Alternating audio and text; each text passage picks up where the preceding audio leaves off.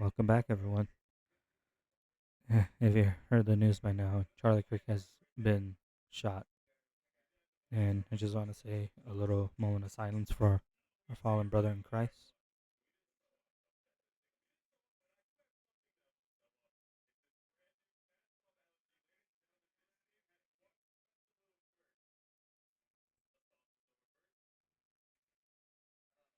Thank you. I heard about the news about Charlie Kirk, and I don't understand the amount of people that disagree with what he said. There's a difference between disagreeing and being violent. Disagreeing with someone is being able to come to common ground, being able to just have common ground with one another. There's a disagreement led him to his death, but now he's with the Lord for doing God's work. But I just wanted to start out with that because he's someone that I did follow for a while, and he seemed like a nice guy. He didn't seem like he wanted any hurt come to the country that it's already in right now, with all the violence going on and the destruction of this country. I just wanted to talk about this at the very beginning. But thank you. And let's get started with Genesis chapter 30, all the way to 32. But like I said, but today is not a good day to say that. So let's just get started. When Rachel saw that she wasn't having children for Jacob, she became jealous of her sister and pleaded with Jacob, "Give me children or I'll die." Then Jacob became furious with Rachel. "Am I God?" he asked. "He's the only one that has kept you away from having children." But then Rachel told him, Take my maid, Bisha, Bilhah, and sleep with her. She will bear you children for me, and through her you can have a family too." So Rachel had given her servant Bilhah to Jacob as a wife, and slept with her. Bilhah became pregnant and presented him with a son. Rachel named him Dan, for she said, "God had vindicated me. He has heard my request and has given me a son." Then Bilhah became pregnant again and gave Jacob a second son. Rachel named Naph- Naphtali, for she said, I have struggled hard with my sister and I am winning." Meanwhile, Leah realized that she wasn't getting pregnant anymore, so she took her servant Zillah, Ziplah, and gave her to Jacob as a wife. Soon Ziplah presented him with a son, Leah, and named him Gad, for she said, "How fortunate am I?" Then, oh, I hear an echo in my thing. Hopefully that it's not. Hopefully that's something else. Then Zillah gave Jacob a second son, and Leah named him Asher, for she said, "What joy of mine! Now that the other woman will celebrate with me." One day during the harvest, Reuben found some madrakes growing in the field and brought them to her mother. Leah, wait. Oh, Leah. Rachel begged Leah, "Please give me some of your son's madrakes." But Leah angrily replied, "Wasn't it enough for you to for you stole my husband? Now you will steal my son's madrakes." I think that's how you say it too. Rachel answered, I will let you sleep with Jacob tonight if you give me some of those madrakes." So that evening, as Jacob had become was coming home from the fields, Leah went to meet him. "You must come sleep with me tonight," she said. I have paid for you with some mandarins. So my son found. So that night he slept with Leah, and God answered Leah's prayer. She became pregnant again and gave birth to a fifth son for Jacob. She named she named him Izer, for she said, "The Lord has rewarded me for giving my servant to my husband." When Leah became pregnant again and gave birth to his sixth son, For Jacob, she named him Zebulun, for she said, God had given me a good reward. Now my husband will treat me with respect, for he has given his sixth son. My mistake. Where was I? Treat me for respect, for I have given him a sixth son. Later, she gave birth to a daughter and named her Dinah. Then God remembered Rachel's plea and answered her prayers, enabling her to have children. She became pregnant and gave birth to a son. God has removed my disgrace, she said. Then she named him Joseph. Oh, wait, and she named him Joseph. Oh, yeah. For she said, may the Lord add yet another son to my family. Soon after Rachel gave birth to Joseph, Jacob asked to Lebanon, please release me so I can go home to my own country. Let me take my wives and children, for I have earned them by serving you, and let me be on my way. You certainly know how hard I worked for you. Please listen to me, Lebanon replied. I have become wealthy, for the Lord has blessed me because of you. Tell me how much I owe you. Whether it whatever it is, I'll pay it. Jacob replied, you know how hard I worked for you, and how your flocks and herds have grown under my care. You have little in you had it little indeed before I came, but but your wealth will increase enormously. The Lord has blessed you through everything I've done. But now, what about me? When can I start providing my own family? My wages What wages do you want? Lebanon asked again. Jacob replied, do not give me anything. Just do one thing, and I'll continue to tend and watch your flock. Let me inspect your flock today, and I will remove the sheep and goats that are speckled and spotted. Although all the black sheep, give me these to me as my wages. In the future, I will, when you go check on the animals, you have given me my wages. You'll see that I have been honest. If you find a flock of any goats without speckles or spots, or any sheep that are not black, you will know that I have stolen them from you. All right, Lebanon replied, it will be as you say. But that very day, Lebanon went out and removed all the goats that were shredded and spotted, all the female goats that were speckled and spotted and had white patches, and all the black sheep. He placed them in his care of his own sons, who took them 3 days' journey from where Jacob was. Mean from where Jacob was. Meanwhile, Jacob stayed in care for the rest of Lebanon's flock. And Jacob took some fresh branches from palmer, almond, and plain trees, and peeled off strips of bark, making a white streaks on them. Then he had placed these peeled barks on the watering troughs where the flock came to drink, for that is where they made it. And when they made it in front of the white streaked branches, they gave birth to young that were streaked, speckled, and spotted.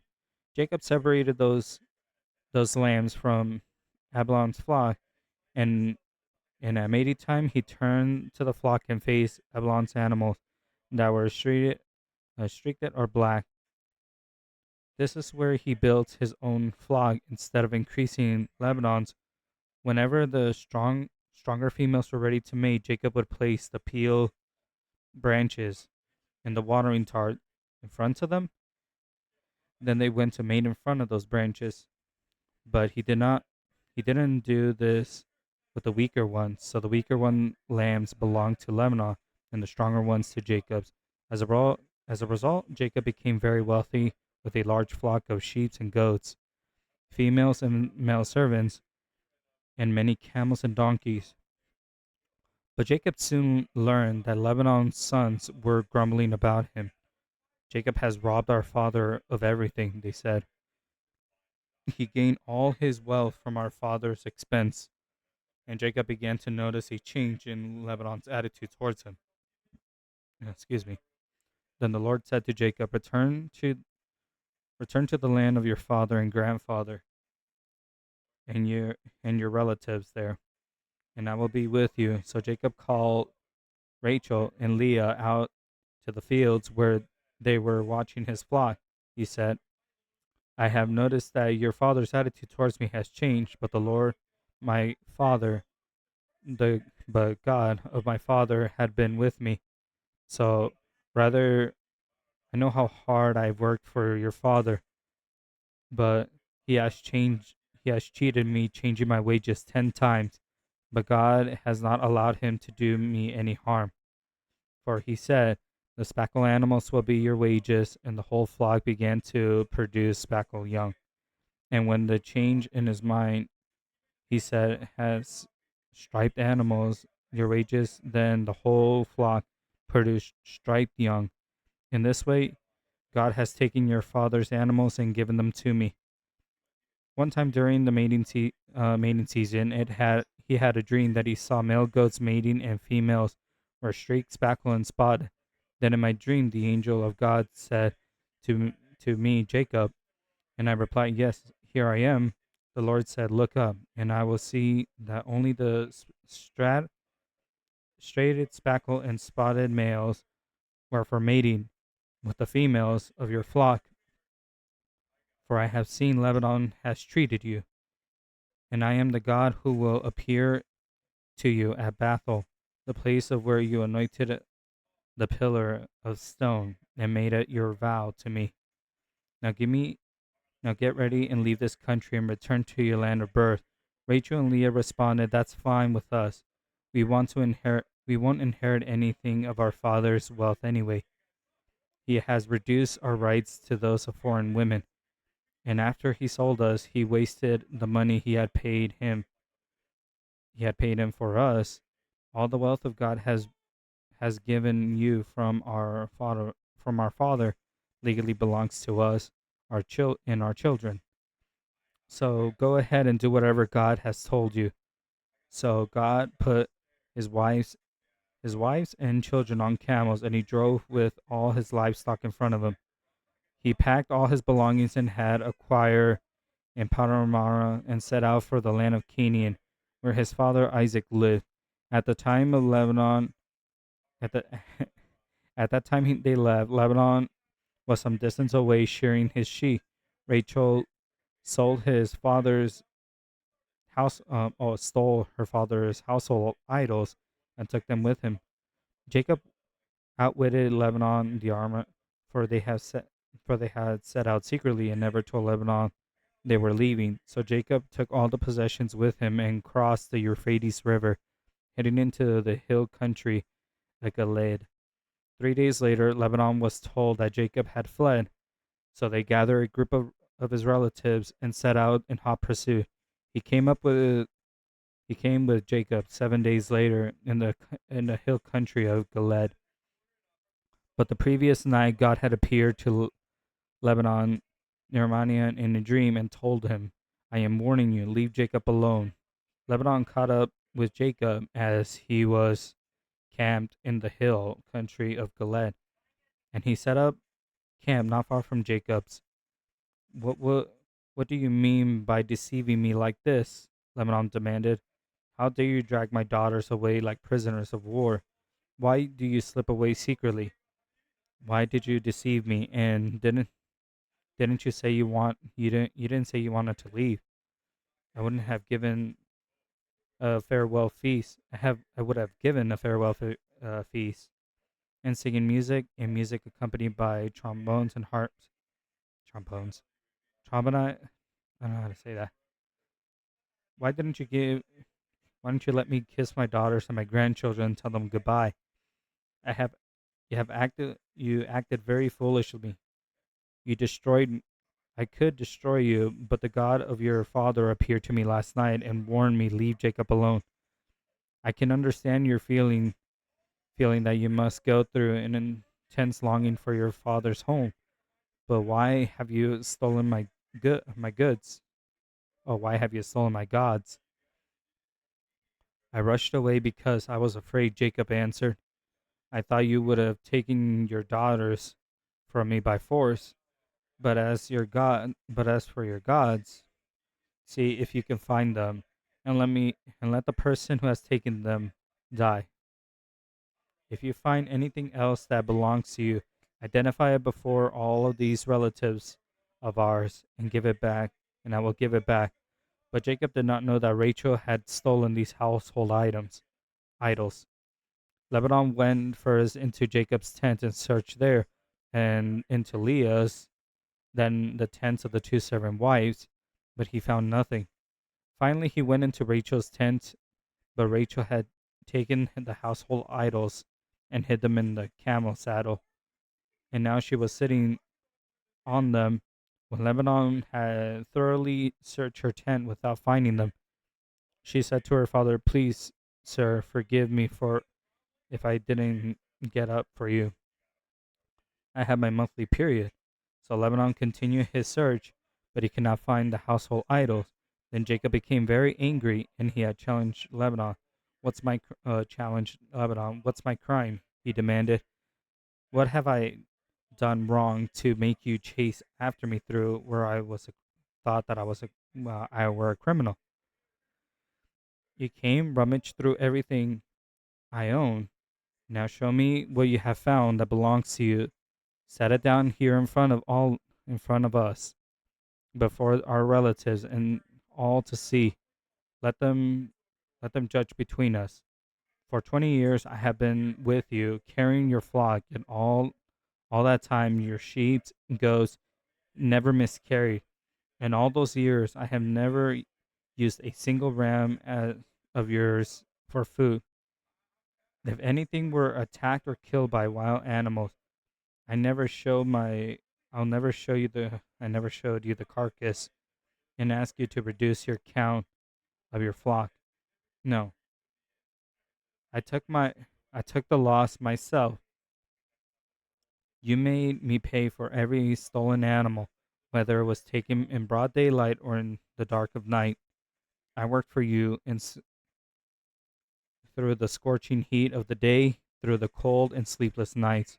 Yes, for 20 years I slaved in your house. I worked for 14 years, earning your two daughters and 6 more years for your flock. And you have changed my wages 10 times. In fact, if God of my father had not been on my side, then the God of Abraham and the fearsome God of Isaac, you have sent me away empty-handed. But God has seen your abuse and my hard work that has appeared to you last night and, re, and rebuke you. Then Lebanon replied to Jacob, these women are my daughters, these children are my grandchildren, and these flocks are my flock, in fact. Everything you see is mine, but what can I do now that my daughters and their children? Now, what do I do now? My daughters and my children? So, come, let us make a covenant, you and I. It will be witnessed by, it will be, it will be a witness to our commandment. So, Jacob took a stone and set it up as a monument. Then he took his family members, gathered some stones. So they gathered stones and piled them up in heap. Then Jacob and Lebanon sat down beside and placed the stones to eat a covenant meal. To commemorate this event, Lebanon asked to place a Jagashabur, Shabutha, which means witness pile in Aramaic, and Jacob called it Gilead, which means witness pile in Hebrew. Then Lamanah declared, these piles of stones will stand as a witness to remind us of the covenant we made we have made today. This explains why these are called Gilead, witness piles, but it's also called Masapa, which means watchtower.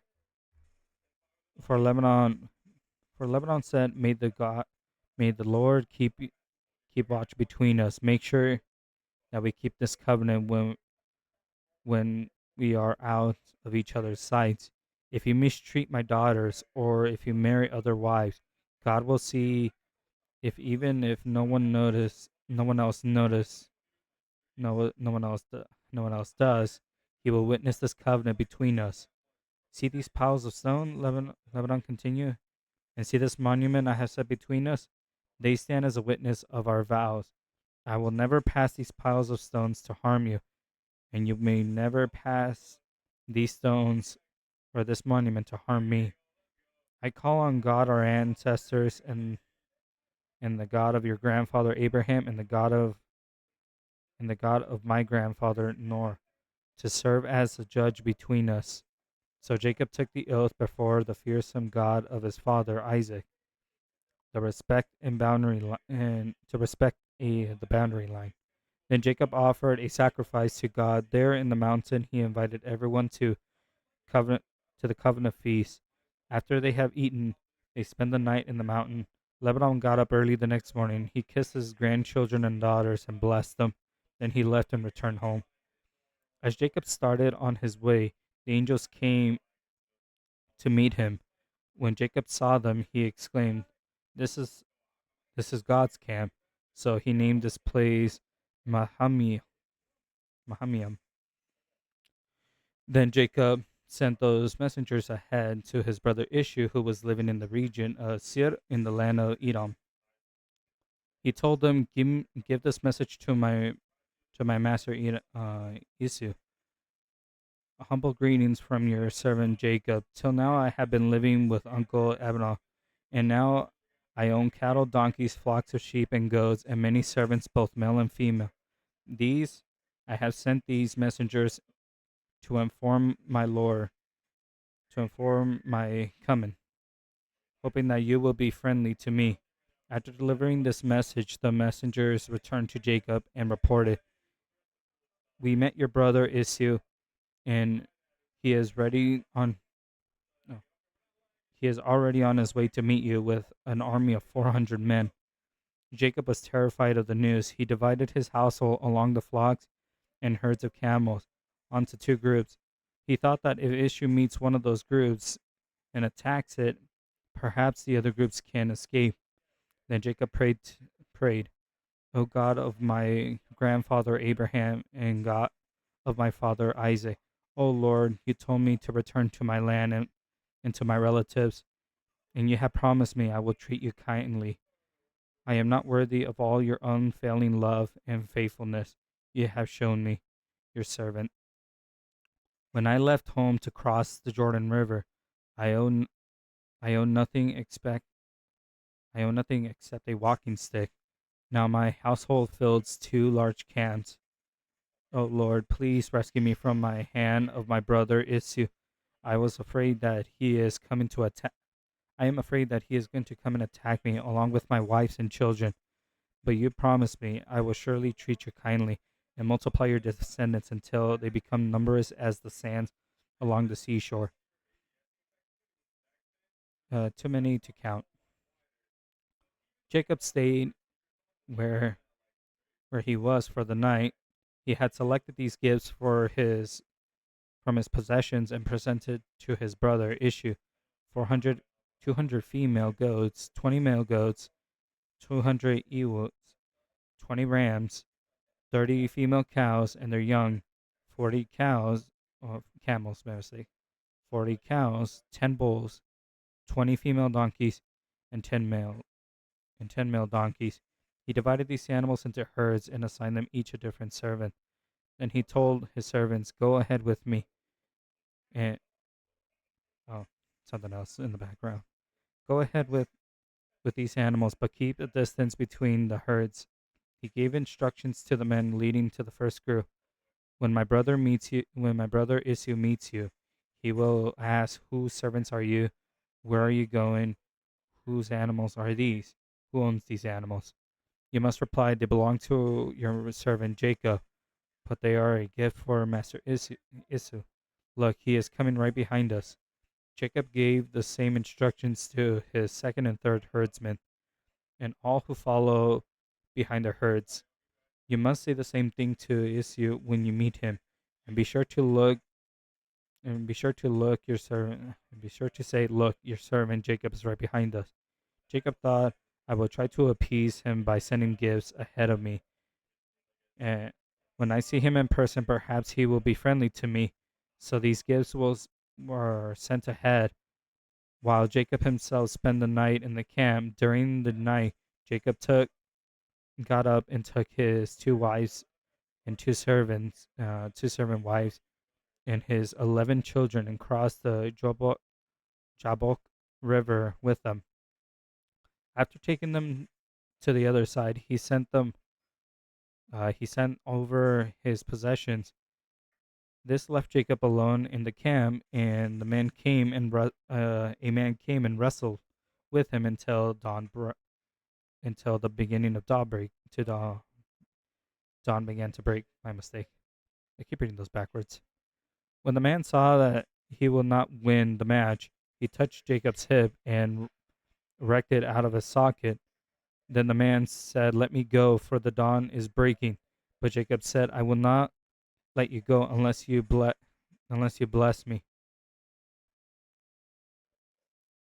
Uh, I read that backwards, I believe.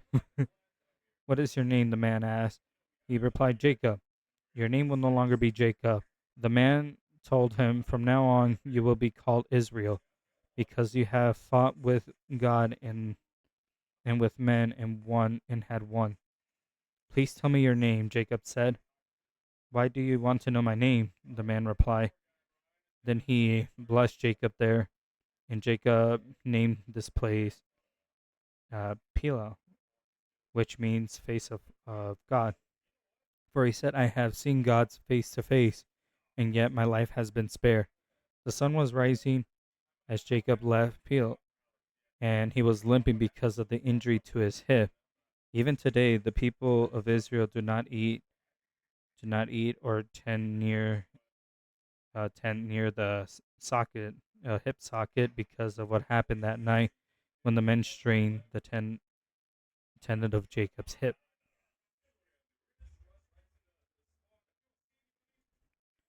If you're hearing that in the background, I think that might be my TV. But yeah, this was a doozy of a chapter. I mean, we came from the last chapter where it ended with Jacob basically having two wives, but now we kind of see why Lebanon was doing it. Forgive me for mispronouncing it. I am not good with pronouncing names. But in this chapter, it seems like we kind of went through what happened with pretty much Lebanon was just kind of like using Jacob as sort of like a kind of like what would happen if you won like $1 million, and then an uncle that you don't even know about just comes out of nowhere and just says like, "Hey, can you buy me a new Lamborghini?" This is kind of what I've been seeing in this chapter. So these whole three chapters, just Jacob trying to escape basically the his uncle over here, and then he's basically trying to. Last chapter, he was trying to escape his brother. Now here, he's escaping his uncle because of this mistreatment of him and his daughters. So yeah,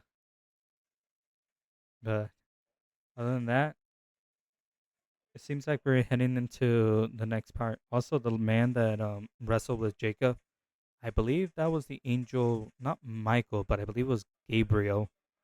So I think it was Gabriel, if I recall correctly.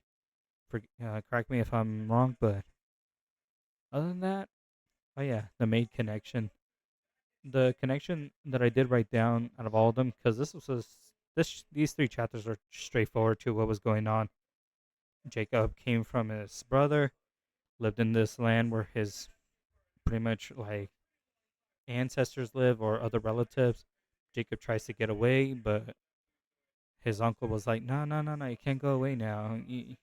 you still have to work for me for another few years, which is not really a good thing. Basically, Jacob had to work so much just for that. But the thing that I did make the connection was like how the two were kind of related, which was like Abraham and Jacob's sort of like maid thing, where where Jacob's wife, one of his wives couldn't have kids, so they offered the servant or the maid. And it's kind of the connection that I made with with Abraham and Jacob. But other than that, I wonder what's gonna happen next. I believe the next one, the next let's see, 33, 34, 35. No, it looks like it might be Friday, where it talks about the first person that God actually kills. But it wasn't for a demonic reason. God does it for reasons. Even in the Bible, God does things for reasons. And even yesterday, when I found out that, oh, God didn't just like threaten the king in the previous chapters. He didn't just threaten him just because God didn't feel jolly that day. He did it because it was Jesus' lineage. Basically, this lineage is going to lead into Jesus Christ later on. But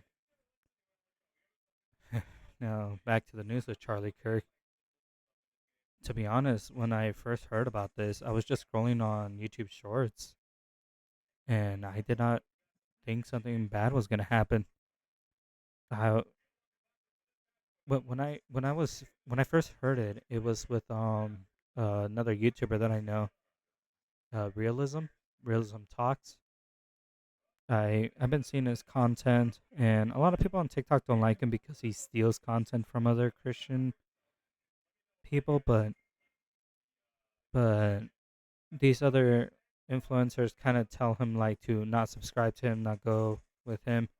But when I see his content, yeah, some of it is stolen, but yeah, besides the point of that, when I first heard about the news about Charlie Kirk, I thought it was some sort of weird like these sort of like fake news where like, oh, Fluffy died because he ate too many chocolate cakes. I thought it was like one of those, but when I actually looked it up, I I couldn't control myself. One part of my body was telling me to get angry, get rage, and the other part was just telling me not the time for that. It's time to mourn. And the date today was 9/10, and I was wondering, is there like a Bible verse about this? And this is what I found. So over here on my other screen, this is the Bible verse that I found when I put it in. 9:10. Ilikiat. Sorry, I can't say that word. Elysiat 9:10 states uh, whether you find